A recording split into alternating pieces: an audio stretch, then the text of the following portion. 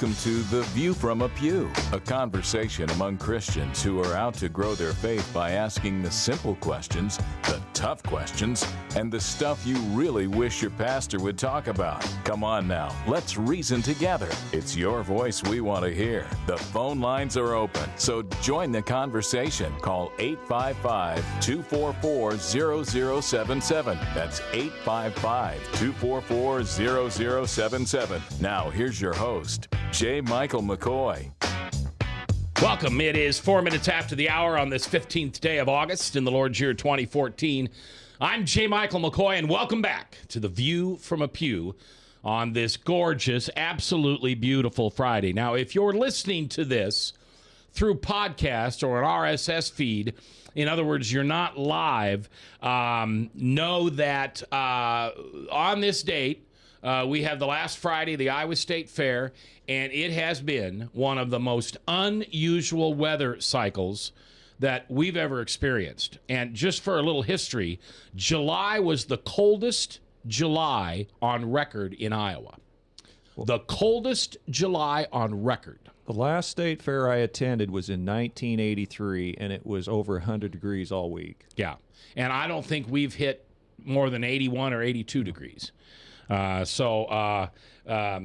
know, and I'm not going to make fun of the liberals because they don't ever get their wording right. But obviously, global warming is not the issue that we're dealing with, although we are dealing with climate change. But see, in a biblical worldview, we don't worry about that.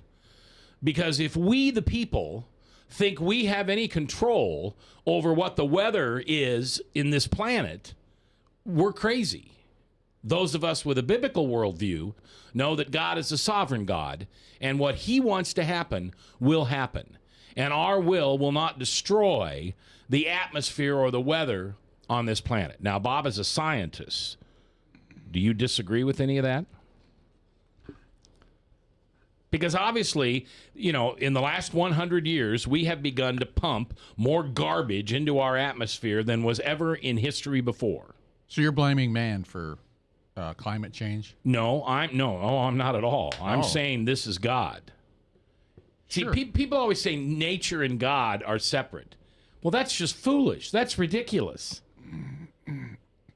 Yeah, well, I don't have a problem with that. God's in control. So, Okay. you know, he does whatever he wants to do. And his plan's going to come to pass. No matter what we do. Yep. There's no plan B for God. Nope. Frank, the voice, is in the house. Your show at 5:30 this afternoon. What's it on today? Tell me it's on global warming. We'll be talking about the Clinton and Obama feud, and we'll be talking about what's going on in St. Louis. Oh, didn't you hear that Hillary and Bobo made up? They hugged it out. They had a hug thing last night. And if you believe that, I've got some real estate. Yeah.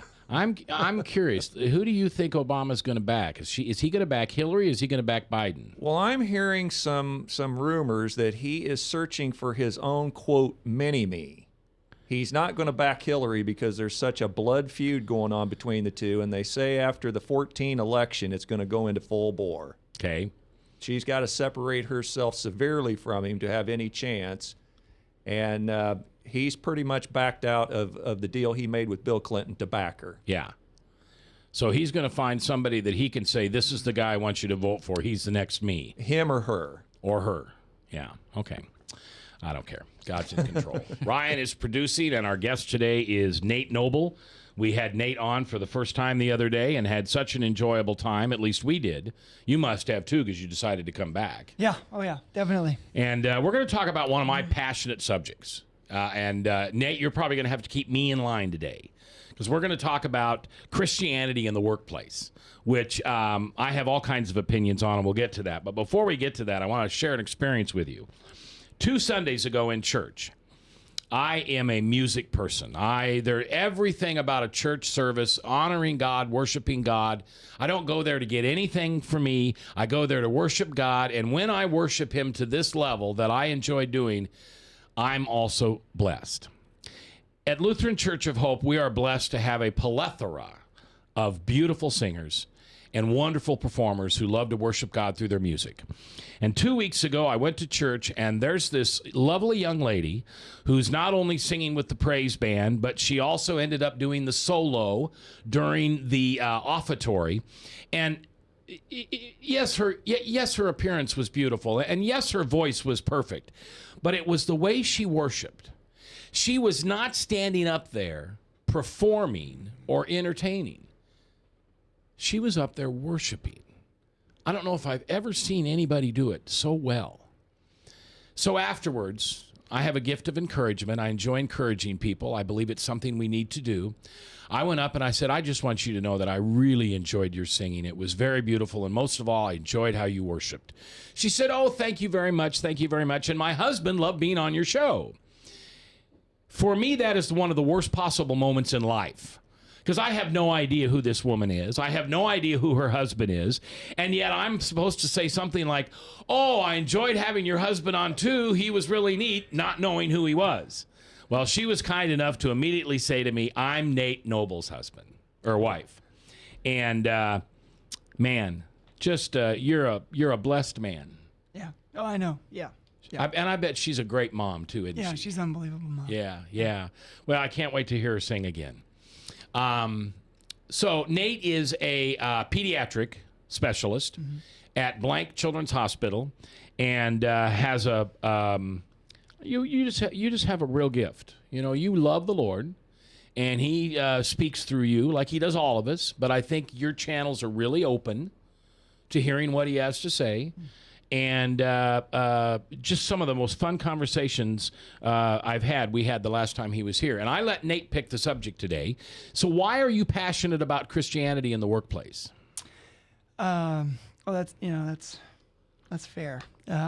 So I think when I think about Christianity in the workplace, I think about it in terms of, oftentimes we have a tendency in our life to go to work and be at work, and we either do one of two things. We either revel in the moment of the position which we've coveted and we've mastered and we've arrived at and we're there. Or we spend that time kind of willfully wasting time in hopes of getting to the thing that we want more than anything else, or that we perceive to want it for anything else. And so here I am, okay? I'm 37 years old. I've been through, like a lot of physicians, like a lot of people in the, in the world and the workforce, been through a lot of struggle and strife to get to the spot where I'm at. And I get there, and I'm like many people who go before me. I realize that it didn't necessarily bring to me in terms of the Christian experience and the wholeness and the fullness of what you thought you were going to be when you did that thing. And so I realized that there's deeper questions that need to be asked. And so the reason I wanted to pick the topics is because I started to ask those questions of myself, and I started to go through a series of steps and processes that helped me kind of get a better sense as to what God is up to. And what I realized was that irregardless of what you do for a living, okay? So whether if you're a physician, or if you work at Wells Fargo, or if you're here in this studio, or you're walking by these windows, irregardless of what you do for a vocation, nobody gets a pass. And here's what I mean. When Joseph gets a dream, and it's a big dream, and it's a huge dream, and he's super excited, and he doesn't know the specifics, but he knows at some level it's going to deal with authority, his brothers are going to bow before him, and it's going to be a big deal, right? But then we follow Joseph's life, and what happens? Yeah. It's an up, it's a down. It's an up, it's a super down. So then I get to the part of Joseph's story where he's in the prison. And what happens in the prison? He's in the prison. He's not in the prison for a week or a couple days or a month. He's in the prison for years. Yeah. And he's got this call from God. He's got this set apart nature, right? David gets this call that he's going to be king of Israel. What happens? He goes back out, man. He spends his time hiding in caves and being a shepherd.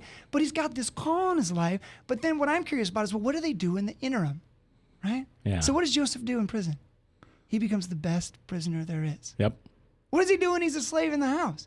He becomes the best slave there is. The point I'm trying to make in this is that when we have a kingdom mindset and a belief that we serve a God of convergence who brings all things together for the good, no matter what you do, if you work at Principal, if you provide care for special needs children, if you sweep the floors of this building, in that moment, we are called to be the best at that thing we can be. And nothing will get us closer than the fullness of God for our lives than being obedient in the moment. And that's why I wanted to pick this topic. Great intro. You know, when I think about the story of Joseph, I think about the role that I can't think of his name. Somebody will tell me, that played in Shawshank Redemption. Yeah. You know, he went in there as a white collar criminal. If you remember, he'd accidentally killed Andy somebody. Dufresne. Yeah. Yeah. Accidentally killed somebody. Yeah. And yet he became the best possible prisoner he could. Now, in the end, he, twerked things around a little bit so he could get out. Yes. But so many people, don't like what they do. Right. And they grumble and mumble and mumble throughout the day. Right. And those of us who love what we do are brought down by these people. Right. I think about the people that work at My Hy-Vee, and I call it My Hy-Vee because it is My Hy-Vee. That's where I go. Yeah. And I'm the guy that I love Hy-Vee because they have their name on their tags. Right. So I always call them by their name because I don't have to remember. I just have to look at the tag. Yeah. Yeah. And it's rare in Hy-Vee that you don't, and I'm going to use an old slogan here, but that there isn't a smile in every aisle. Oh, yeah. Absolutely. But yeah. every once in a while, you come onto a bagger, or you come onto a clerk, or you come onto somebody stocking shelves, and they're not very happy. And I think that man has the power, that person has the power to bring everybody down that he comes in contact with. Yeah. Yep. You've got to have that at the hospital. You've got to have nurses or other people who do not understand the sovereign opportunity they have to serve God at their jobs. Right. Yep. And the thing that struck me the most in the conversations that I've had recently is just because I do it, like, let's say you do a job, like, let's say my job is to, do something very benevolent. Like, we'll just say, look at the job that I do. My job is to evaluate and treat children with special health care needs around the state of Iowa, to coordinate care and to ensure that they get the access to the resources that they deserve in order to make the progress that they need to make. Does that make sense? Yeah. So it'd be easy if you looked at it on a paper for me to draw an arc between that job description and God's calling for my life, right? Because it's like, and I just want to, as I lay it out there, it'd be very easy for me to say to you, well, I'm doing God's will. Look what I'm doing. I'm giving bread to, orphans. I'm ministering to people with the Ebola virus. But my point is this, even people in those positions, pastors, missionaries, right? People who are doing the great work, on the surface. Some of these people, even though they do the great work in the flesh, in the outward, some of these people, not unlike myself, spend a lot of time stinking miserable. Mm-hmm. Stinking miserable. And I don't mean to paint with a broad brush and say that's everybody, but the truth of the matter is, if you deduce your life and the calling that God has placed on you to what you do, you are destined to fail. But I would argue with you that from my perspective, as I look at Joseph, as I look at David, as I look at all these great people who have kind of been called out of the ranks, but then kind of like, just wait. 10 years from now. You're going to go through a lot of tough times. Just wait. You're going to wander around for 40 years, but we'll get you there. Right, but the point of it is that these guys didn't deduce what they were doing in the moment is down to what they're doing. They always could answer the definitive question, and that's why I do it. And that's what I want to talk about in some sense is what kind of steps can you take to get to answer that question, why I do it? Because what I do is not coordinate care for children with special health care needs. Here's what I do, okay? But more importantly, here's why I exist. Here's why I go to work. It has nothing to do with providing care for these children. What it has to do with is one thing. It's to ensure the relentless pursuit of every child's potential. And I don't know that calling is that different than what God's doing in your life right now or in my life right now. That's awesome. Nate Noble is our guest. Our phone lines are open at 1-855-244-0077. You can jump on my Facebook page, Mac, the initial J, Michael McCoy. Mac is M-A-C. And we'll continue this conversation. Frank's in the house. Bob Montserrat, the Cat in the Hat. Ryan's producing. And we'll be back live on 99.3. This is KTIA, Iowa. From the RE/MAX Real Estate Concept Studios, this is Webcast One Live.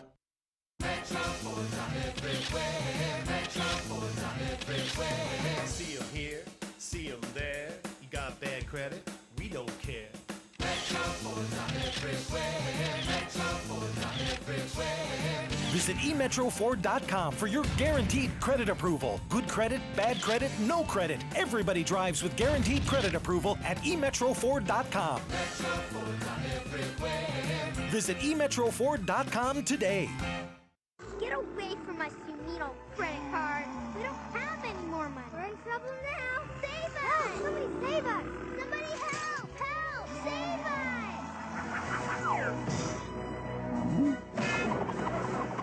Hi, I'm Tom Coates from Consumer Credit of Des Moines.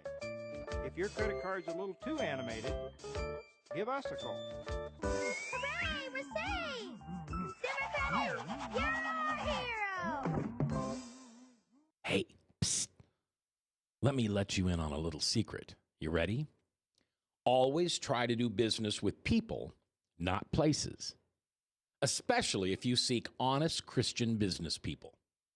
And when it comes to my car, I really need to trust who's working on it. Now, my family is so blessed. A few years ago, we found a family-owned automobile repair shop that operates as a Christian business also. Open, honest, reliable, trustworthy. It's AMCO on Hickman Road in front of Kmart, and it's a family-owned Christian operating business. This family treats your car as if it was their car. Everything from oil changes to transmission repair and everything in between.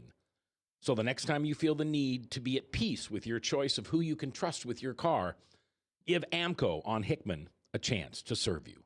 And tell them Max sent you. If Tom Coates from Consumer Credit of America was your personal webmaster, Tom would filter out all bad debt emails. If Tom was your mailman, you'd never get any debt reduction junk mail. If Tom Coates was a lineman, he'd block any phone calls offering to reduce your credit card debt. Hi, I'm Tom Coates with Consumer Credit of America, and we're still your best choice for credit counseling. We're local, we're accountable, and we can do more. You make the call when the time's right for you. When it comes to competition, there really is none for Consumer Credit of America.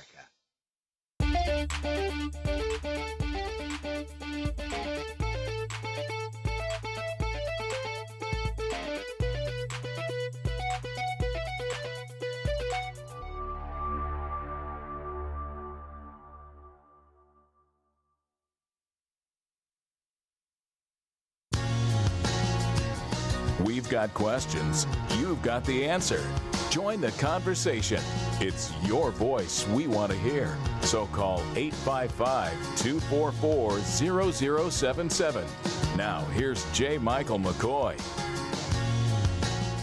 21 minutes after the hour on the 15th day of August in the Lord's year 2014. I'm J. Michael McCoy. Thank you so much for joining us here on The View from a Pew. We enjoy having you here. The View from a Pew, we're talking about, with Nate Noble, Dr. Nate Noble, we're talking about why we do what we do for a living. Christianity in the workplace. I'm going to answer that right up front. Here's why I do what I do. I do it for you. How many times would you like to stand up in church or just simply raise your hand and ask a question because the pastor has lost me? It's over my head. And the whole rest of the sermon isn't going to make sense. I do this show because we get to ask guys like Dr. Nate Noble and Pastor Richard and all the folks that come in on Friday. We get to ask him those questions. Jeff last week was awesome. Jeff called in. He disagreed with a couple of things we were talking about. That's the View from a Pew. It's not the pulpit. You can listen to shows on this radio station all day long, hosted by preachers and teachers. But see, this show is hosted by you, and I'm you. I'm here to ask questions because I'm hungry for the word and I want to learn. But most importantly, I want to learn how to apply God's will for me in my life. And so we bring guys like Dr. Nate Noble on, and we ask the tough questions. You're always welcome to do that just yourself at 1-855-244-0077. I have a kind of a question for you that might be kind of interesting. I heard a pastor say once, this was a kind of an open-ended question. If somebody applies to medical school, to 10 medical schools, and they get turned down by all 10, is that God's will? And then on the same hand, if somebody applies to 10 medical schools and they get accepted by all 10, is that God's will? How do you determine, or what do you feel is that significant point in your life where you feel a particular calling and you're going to go for this whether you get rejected or accepted? Right. There's two things that hang on the walls in my office. Two things. One are diplomas and the other are denial letters. I frame them all. Really? I've got, and that's not actually true. I don't frame all of them because I lost a lot of them, but there was a lot of them.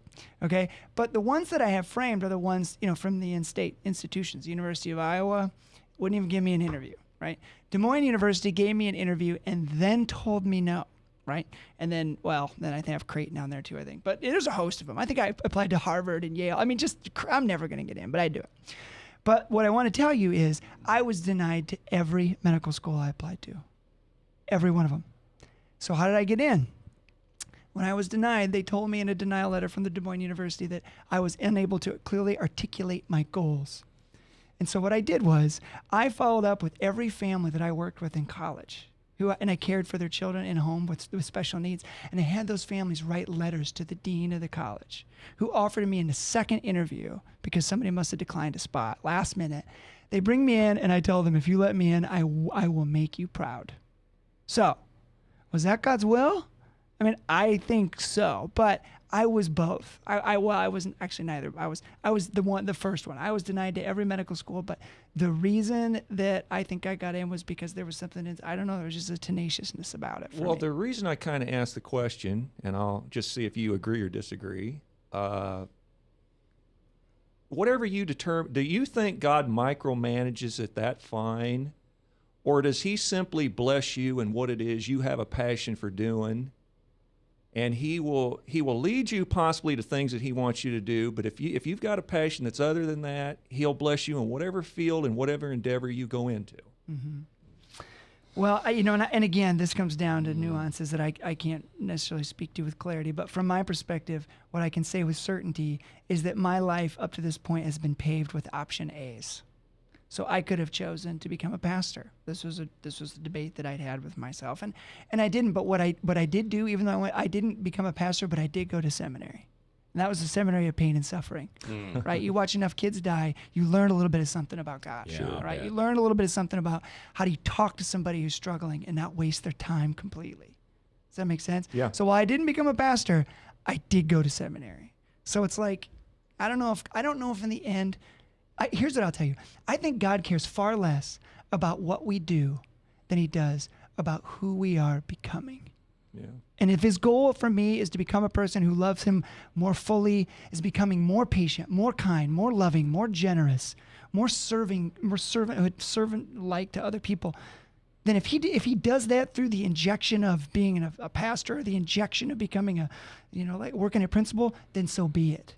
Because I think what he wants to see roll off the line at the end is the best, the most truest created form of Nate Noble that he intended. But that's to continue on in eternity on this side. Does that make sense? Yes. Dr. Nate Noble is our guest today on The View from a Pew. Here's something that a pastor told me once. He said, God gives you spiritual gifts. And I choose how to use those spiritual gifts. If I chose to use those in medicine, then I would have become a doctor. Right. And it was God's will for me to use my spiritual gifts. It was my choice on how I used them. Yeah. Did God intend for me to be behind a microphone for 44 years? No, but I think he did intend me to spread the word, right, to be an evangelist, right, to have a heart for people who were aching and hurting and coming up alongside those people and encouraging them. Right. So if I had been born 200 years ago, I probably would have been a street evangelist or a Little House on the Prairie preacher. Right. I think it's based on our spiritual gifts. Yeah, I agree. Yeah. Yeah. And then all things will work to the good for those who love and serve God. Yeah. So he'll use your talents in any way that will benefit his gospel. Yeah. Bob, what made you want to become a scientist? Were you that geek in the 8th grade with black glasses that had duct tape on one side and a pocket protector, and you had a little stethoscope in your, or not a stethoscope, microscope in your room, and you used to get ants and squish them between panes of glass and look at them? I was all of that except for the microscope in my pocket. So, yeah. So, And the other thing that I kind of picked up on when you were talking, Frank, was you said, does God micromanage? And I think that many people think of micromanaging as a bad thing. right. Wouldn't you want God to micromanage everything you do? Don't you ask him for which steps and which direction to take? I mean, It'd that's make it a lot easier. well, that's so I don't see it as a negative. I mean, I almost, agree. It sounded like a negative coming, from you, but Well, I'm just wondering if he predetermines, or has a design what you actually do for a profession. Look at Mike. Oh, a profession. I think so. And the reason I say that is that, yes, we have choices, but I think the biggest choice that we have is we should be listening to him. Okay? And then if we listen to him and align with him, then we're going to take the right steps in the right direction as to what the plan is for our lives. But if we're not listening, then we're going to take steps that he's probably going to have to redirect. And his way of redirecting may not be pleasing to us. And so I think the key is, obviously, is seek first his kingdom, he and his kingdom, and he'll take care of things. Yeah. But that's what I think we stumble over, that too much of self and not enough of the Lord and listening to him and his voice for direction. So that's where I'm coming from. Well, you said the key. Seek first, and then the rest will be added. Now, Nate, the last time you were here, Bob wasn't here. So you don't know. Bob is a forensic scientist with the state of Iowa. Oh, cool. He's also on the DMORT team, which means when there's a natural disaster and there are multiple deaths, he's flown in to identify body parts. He was at Katrina. He was at Flight 232. He was at 9/11. So in many ways, the two of you are connected, not only by brothers in Christ, but also that you're scientists and you care about people's health. Yeah, no, that's awesome. Yeah. That's fascinating. Until the end of the month, right? Right. He's retiring. Oh, good for you, Yep, man. he's going to become a full-time Max World co-host. No, right. All right, Dr. Nate Noble is here, and we're talking about Christianity in the workplace. I have a friend, and I'm not going to identify that friend, but that friend tells me that one of the toughest jobs he's ever had when it comes to Christianity in the workplace is working at a church. I believe that. I absolutely believe that. I have told my church over and over, and Chris, if you're listening, I love you, brother. You do an incredible job for the Lutheran Church of Hope, but don't ever offer me a job because I think it would ruin it for me. Sure. I want to go there and worship and praise. I don't want to work there. You don't want politics? I don't want politics. And I have been told by many people who work at churches, many churches, not just the one I go to, but many over the years, that it's hard to be a Christian when you're working at a church. Sure. Because everybody thinks they're on that walk. Right. And their walk is God, and they're doing God's will. God brought me to this church. I must sing the lead song this Sunday. Why else would God have me here? Yeah. Politics That sounds like self. Huh? That sounds like self. You know what the worst position in church to be? Pastor. Pastor's secretary. I heard a pastor's secretary say one time that she answers all the phone calls, here's a little bit of the gossip of the stories of what's going on in each individual's lives, and it's very hard to contain that and keep that to yourself. Yeah, I would imagine so. Now, let's talk about, we got just a couple minutes before a break, but let's talk about what it's like for you being an over-the-top Jesus freak. I am too. That was a compliment. And working in a secular world. Mm-hmm. Now, maybe is it a little easier when you're a doctor in a child's hospital because maybe faith in God and Scripture comes up a little bit more than it would at, working at a restaurant or a car dealership or a industrial plant? Yeah, I would say that, pain and suffering is surprisingly combustible. It's it doesn't take much of a light or a match to see something explode. Like, I mean, people come into my office and there's the walls are paper thin. You just push them right, and then not in a bad way. And like you know what? There are a few places in our culture and in our world where you can be truly authentic, truly transparent, and it's like it's for the best interest of something that most people care more about than themselves, and that's their children, right? So you learn stuff. Learn about marriages. You know what I learn more about than anything else? Here's what I do. Here's the only surgical procedure that I exact with surgical precision, and that is the immediate and exacting removal of guilt. You want to know how God works in my practice? Okay. I'll tell you. It's not dropping the gospel. It's looking at a mom and a dad and saying, I don't know if anyone has told you, but this is not your fault. You couldn't have caused these problems. You couldn't have prevented them, and you are not being punished.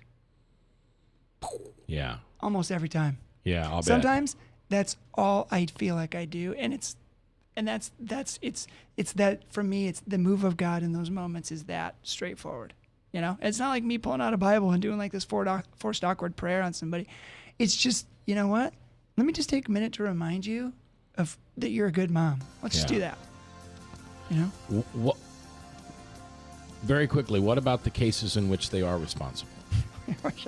Yeah, we'll talk about that. Okay, we'll take a break, and when we come back, we're talking about Christianity in the workplace, but not in the what manner that you think. We're not talking about why it's tough not to put up a cross in your cubicle, and why the atheist next door seems to criticize you every time you pull your Bible out during break.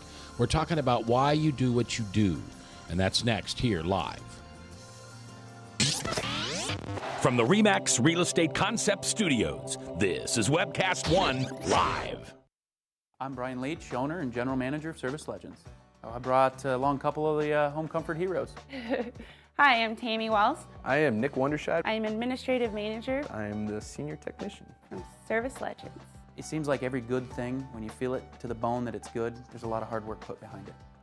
I don't think that you can fake it and have it turn out good. You know, if we seemed like, okay, that's just weird, it's just a furnace, why would you believe so deeply in a furnace? It's not just that, you know, we want to show the world that you can have good service. Yeah, I mean, it's your home. You know, it's built into our daily trainings, it's built into our culture, that we're gonna do whatever it takes to have each client say they love us, period. That's why we spend all the hours in the training that we do. And if we guarantee it's gonna be a good experience for you, or else it's free, what type of work do you think we're gonna do? There is a guarantee. Temperature selection guarantee, fixed right or it's free guarantee, comfort guarantee, best value guarantee. All of these guarantees hold us accountable to ensuring that we exceed your expectations. And if for whatever reason we'd fail and we can't make it right, we guarantee all of those guarantees with a 100% money back guarantee. I mean, if you don't think that your technician can fix it right, are you gonna say that to a client? No. You don't have to worry about having a technician come to your house. We drug test, background check all of our team members. We put safe people in your home. Each and every one of our service techs, 400 hours a year in training. You tell it the minute they walk in the door. They know what they're doing, they've done their homework, and they actually truly care about what you want. Because at the end of the day, you're the person that makes sure I have a job. They're gonna be listening. They're gonna wanna know what your challenges are. Then they're gonna come and give you options, and you get to choose. If I'm there to help and I make it easy and painless, I did my job right that day.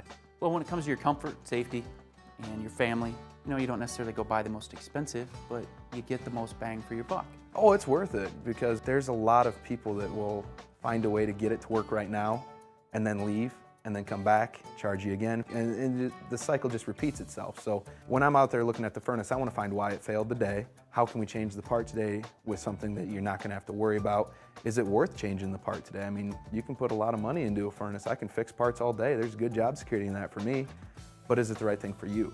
I get a lot of the phone calls of after the technicians are there. They're just in awe. They're like, wow, you guys are great. I mean, I don't even know what to say. You guys are great. Everything you did was perfect. It was great.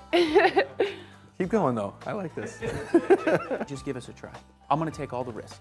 I've got the time to make this right. I've got the support to make it right. Just check us out. And if you don't see the value in what we do, I mean, fixed right or it's free or 100% money back. Enough said.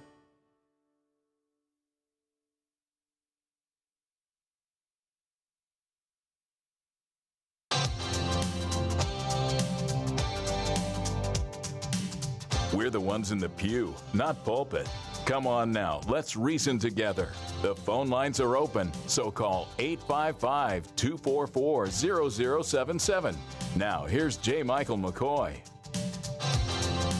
22 minutes before the top of the hour here live on 99.3 KTIA. We have Michael Mudloff at 3 minutes after the hour, 4 o'clock, with True Blue from Westkirk Presbyterian Church. And prior to that, Salem Radio Network News. SRN will update us on what's going on in the world. One of the latest things, we seem to be really busy in this world right now. And maybe it's because I'm getting old or the world is moving faster. There just seems to be breaking news all over the place. But one of the pieces of news that came out yesterday that I think it's important to talk about was that Robin Williams had been diagnosed with Parkinson's. The medical examiner also came back and said that there was no alcohol or no drugs, illegal drugs, in his body at the time of committing suicide. So I want that to clear it up for a few people, because there's been some people out there who said that he took the coward's way out and that suicide is a horrible, horrible thing, and what it does to your family and everything like that. And Nate, if you want to jump in and add something to this, you can. You don't have to. But the best definition I ever got from a psychiatrist about how depression changes the chemistry in your mind and you don't think straight is, if I hold up this glass of ice water and I ask you to tell me whether it's half full or half empty, you, by your eyesight and judgment, are going to determine whether you think it's half empty or half full. Someone suffering from depression would look at you and say, "What water?" They don't see things the way you and I do. If they aren't able to take medication or choose not to, the chemical imbalance in their brain cannot be measured by that of a man with reason. The fact that he was diagnosed with Parkinson's, maybe that was enough. You know, Robin was a physical comedian, and the thought of not being able to control the way he moved his arms or legs or the rest of him may have just been too much to handle. So let's have some grace, people. Let's have some mercy. Let's remember his family and hold them up, but let's not be critical of one who took a long-term answer to a short-term problem. Depression is simply a horrible way to live. Dr. Nate Noble from Blank's Children's Hospital in the house, along with The Voice, Frank and Bob Montserrat, the Cat in the Hat. And I had just asked you, you had said something brilliant, that the number one, and I'm going to try to quote you, and I won't do it well, but you said it. Well, you say it to me about the surgical. Yeah. The only surgical procedure that I conduct with exacting precision is the removal of unneeded, unwanted, wrongly placed guilt. Guilt and shame by the parents. Yep. That's who it. think they somehow are responsible for what's happened to this child. Yes. All right. Now, let's talk about the dark side of that. Yeah. What about the mother who was absolutely destructive to her body during pregnancy, drugs, alcohol, tobacco, whatever it was, and you as a medical professional can see where that has had an impact on the fetus and then the young baby and now the child. Right. Well, here's what I'd tell you if you were a resident. Before we go into a room, you'd be pretty charged up about this because you would have read the records and you would know what we were going to need to discuss. And then I would say to you, imagine that we were standing in the Kaleidoscope Mall and a man falls down. Now, what's going on, right? And you may come to, he may be drunk, he may have had a seizure, he may be faking it, he may have just, he may just be really tired. But the point is, without a narrative context, you don't know how to really clearly come to the right conclusion about a situation. What if he got struck by lightning? What if he did have a seizure? What if his wife and his children just left him, right? What if he's dead? You know what I mean? It's like there's a lot of things about people that we don't understand if we just look at one page. If I pull page 108 out of your book, the page that you are least proud of, and I read it, what kind of conclusion am I going to come to about you? Probably not an accurate one. Right. So my message to that mom would be simply this.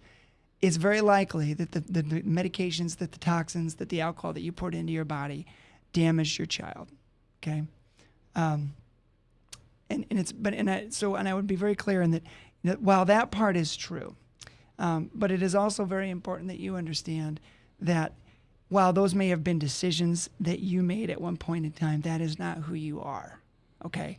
Who you are is not a person who hurts children. You made some poor choices. So do all of us. The essence of what we need to talk about now is not what you did wrong, but about what we're going to do together that's right to make sure this child does what? Reach their potential. Yeah, right. That's it. I love that. I love that is your goal in life. Not to heal children, but to help them reach their potential. And it's not even to make progress. I don't care about your spiritual progress. I'm not interested in that, right? Because then you get the idea like Jesus standing behind you with these like tight, like this beautiful long robe and this great hair, just with this whip, just whipping you and come on. And that's not at all what it is, because your progress, my progress can be different, right? Mm-hmm. Because the essence is not, well, you didn't make it to the 100th degree black belt of Christianity. Sorry, Mac. It's, you know what, man? You in me, through me, and with my strength allowed me to take you to your potential. Every neuron, every pore, everything that you were capable of doing on this side of heaven that I was able to come into and inhabit, I did, because you allowed me to. You opened it to me, right? And that's what I'm after, man. That's what I'm after. Dr. Nate Noble in the house today. Frank, go ahead. One sobering thought that I heard in the discussion about Robin Williams' death is that I don't know if it was Drew Pinsky or somebody like him made the observation that alcoholism can bring on the early onset of Parkinson's. Really? Is that true? I can't speak to it for certain, but I would certainly say that alcoholism is not a developmental enhancer. We'll just leave it at that. It is a regressive or regressive disease. Yeah. Yeah. That sounds good. Yeah, it's a terrible disease. Yeah. Christianity in the workplace. What we do does not identify us, should not give us our identity, right? Yeah. Right. What's your identity? And I know you're the son of a risen king, and you're highly blessed and greatly favored, but as a doctor, what's your identity then? Well, Latin for doctor is teacher. Teacher, okay. So I'd have to say that, and again, I'm not for like putting an identity in something that I do, but I would have to say that my job would, in essence, who I would be in my truest form, would be to remind people who they are, and make sure that they know that where they're at is not where they need to stay. Where you're at is not where you need to stay. Right. Okay, I like that. I often tell people, your child's past is far scarier than their future, and I can guarantee you that. Okay. And I mean it. I mean it. They're gonna, and I always say, irregardless of their strengths, I tell people, I say the same thing to everybody. This child's gonna do phenomenal. Okay. I guarantee you, they are gonna make phenomenal progress. And as long as we work together, they will meet their potential. But I would say that's what I do. I'm a teacher. I teach people who they are. Okay. How often do you or are you allowed to speak of Christ and Scripture? Like in the overt sense, like it's obvious, like I'm citing Scripture, I'm naming Jesus, those kinds of things. Yes. I would say that any medical practitioner is going to be. We're all taught, and I don't necessarily disagree with this. We're all taught to. Well, here's what I mean. One of the core principles of our clinic is to provide value as you define it, not as I define it. Okay. Okay. So I'm not coming in there trying to do things for you that I think are incredibly valuable. Right? So like slinging the gospel is invaluable to me, but you might not value it at all. But what you might want is the cleanest, purest cut of it, and that's the truth about who you are as a person. You're a good dad, right? See what I mean? So my intent in coming into a room is to provide value to people. And if that value is speaking to them about the Christ in the overt sense because they open the door, I do it. If it's to lay hands on them, I do it. But if it's not, I don't. Okay, so if they don't, all right, that's good. All right, let's take a break. We'll come back in the last section and continue to talk with Dr. Nate Noble here on KTIA.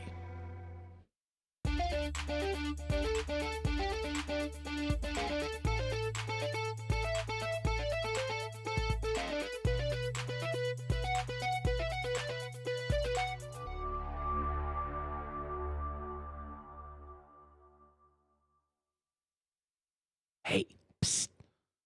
Let me let you in on a little secret. You ready?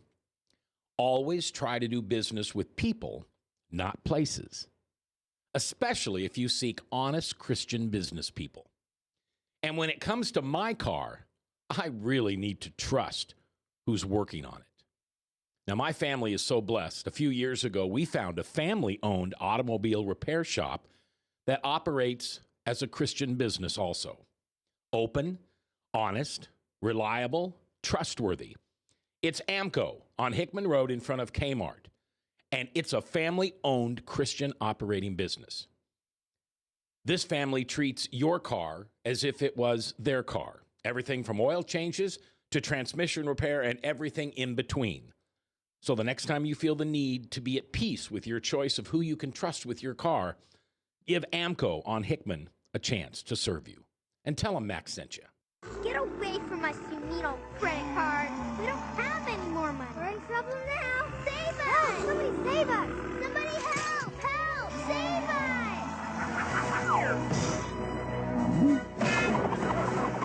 Hi, I'm Tom Coates from Consumer Credit of Des Moines. If your credit card's a little too animated, give us a call. Hooray! We're saved! Consumer Credit, you're our hero! From the RE/MAX Real Estate Concept Studios, this is Webcast One Live.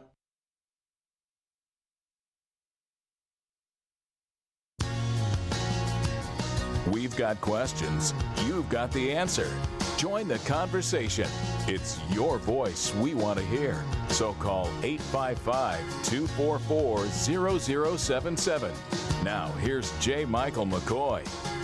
All right, 10 before the top of the hour, Salem Radio Network News updating us at the top of the hour, and then Michael Mudloff, Pastor Michael Mudloff from Westkirk Presbyterian Church with True Blue. Dr. Nate Noble is our guest today, and Bob, you wanted to make a comment about you are not what you do.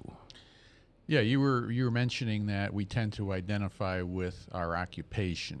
Yes. And we're not what we do. I took that a little differently because people will identify us by how we live and what they see in us and what the actions they see in us.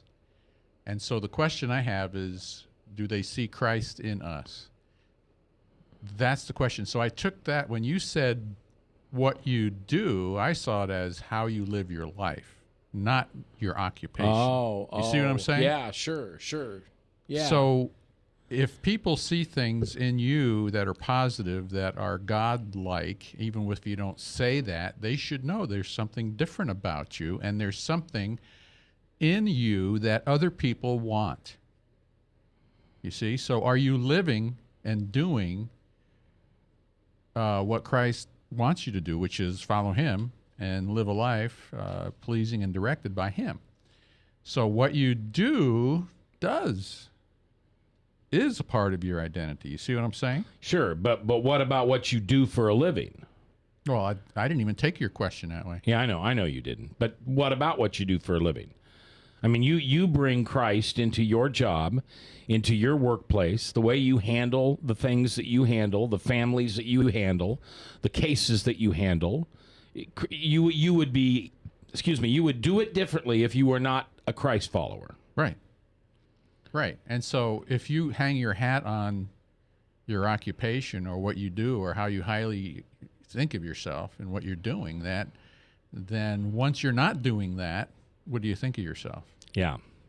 That happened to me once. I had a very prestigious job that I wrapped my arms around and became everything about it. And I lost that job. And this is embarrassing to say, but it's the truth. I was 34 years old. I had reached an epitome of professionalism in my career. And it was losing that job, which I lost my identity, that I started drinking. I didn't drink at 15. I didn't go to Kegers in high school. I didn't do the college drinking thing. I was the designated driver because I didn't like to taste alcohol. But I lost my identity. I didn't have my identity in Christ. I had my identity in who I had become. And I lost it. And I lost myself at the same time. And it's taken a long time to realize that I made those choices. I idolized myself. My idol was what I did, not the Christ that I thought I was following. And I think as men in particular, we have to be careful of that. When we make how much money we make or where we're working higher than the ministry that we get to do in that, I haven't shared this a lot, but I was offered a morning drive slot within the past year. And that's the coveted position on any radio station locally here, so I didn't have to move or anything. It was so easy for me to know what God's direction in my life was, and that was I needed to turn that down. Because guess when all my Bible studies were? Guess when my accountability groups met? Guess when I met with men who needed me to come alongside them? It was mornings. And I would have lost all those opportunities to serve other men. Or I could have fed my identity and my idolatry. Thanks to myself, and I could have gone back on morning radio. And that gave me a peace and a humility, knowing that, you know what, Mac? You do search for God's will. You do seek an identity with Him first. I've often said if you can find out what someone lives for, it's pretty easy to find out what they worship. And if you're not living for Jesus Christ, you're worshiping false idols. So when does your faith get in the way? When is your faith a negative in your job? You're an emergency room doctor. Or I'm sorry. No. Yeah, you are. You're an emergency room doctor. No? Now, Mac, you're saying when. You're assuming it does. You're assuming there is a negative. That's true. I am. Maybe it doesn't at all. Yeah. Trying to think if there's a word picture I have to describe this. I would say often, but not in the way that you would think. Okay.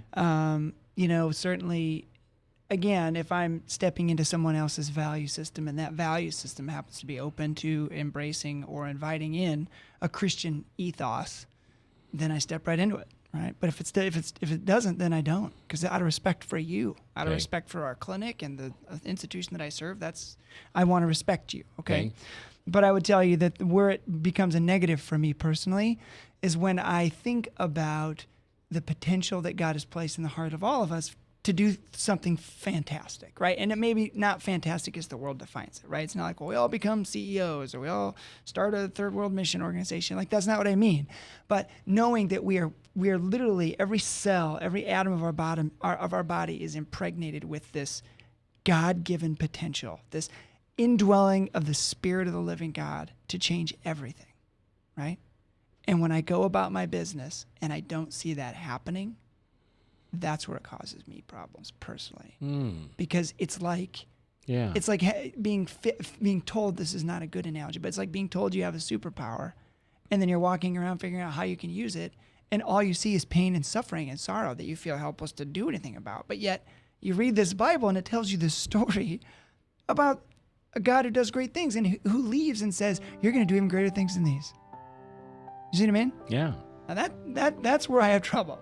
It's Yeah. not in being oppressed or being told no or people not being open to it. It's in living with that tension, which is a whole nother topic. Right. But when Jesus walked the earth in his own flesh, he didn't heal everybody. No. Nor is it my intent, but when he did, he did. Yeah. Right? And that's the part that I'm like. But he did it do? by listening to what his Father directed him to do.